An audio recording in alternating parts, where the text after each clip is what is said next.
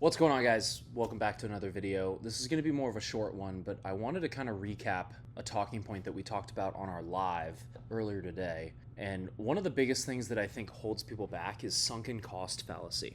And if you don't know what that is, essentially what that means, sunken cost fallacy is basically the idea that you've put so much into a certain solution or path that you've sunken so much cost that you can't turn around and change directions. And we see this a lot with the people that we talk to on our calls, because we've talked to thousands, like 9 or 10,000 videographers and video business owners. We see this a lot because they get stuck in the way that they do business, right? So you get stuck in the way of like word of mouth, referrals, cold calls, waiting for people to come to you, all these methods that work but don't work as well as you want them to. And so you think if you just keep doing them, you're going to get the result that you want, when in reality that's not actually what's going to happen. And we talk to people all the time that don't want to switch their strategy because they feel like they've sunken so much cost already into the way that they're doing business. And I'm here to say, like, that's not true. You can 100% switch up and change strategies. People do it all the time. And often, like, that sunken cost fallacy is what actually kills people's businesses, because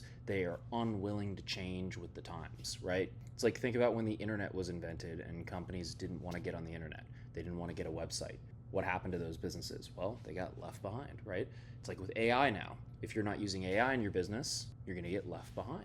And there's ways to incorporate things and change. But the only thing that is constant is that things are going to change. And so if you're stuck in the way that you're doing things, you're scared of making changes, you're scared of implementing a new system, you're scared of doing different things because you don't know what's going to happen.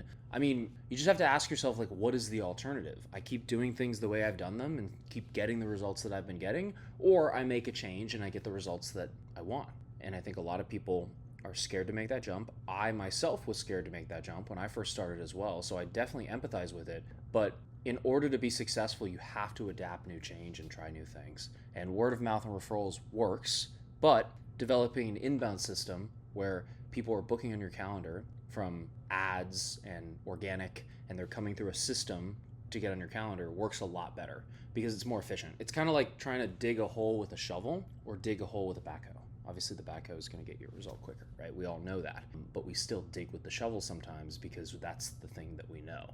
We don't know how to use the backhoe. So that thing looks big and scary over there, and we don't want to touch it, when, you know, all it takes is some training and some learning curves. And then now that we know how to do it, we're 10 times more efficient. So just a short video. Hopefully this resonated with you guys. If it did, drop a comment down below. Let me know. I'm going to try to do more of these kind of like mindset type videos that are a little bit less tactical.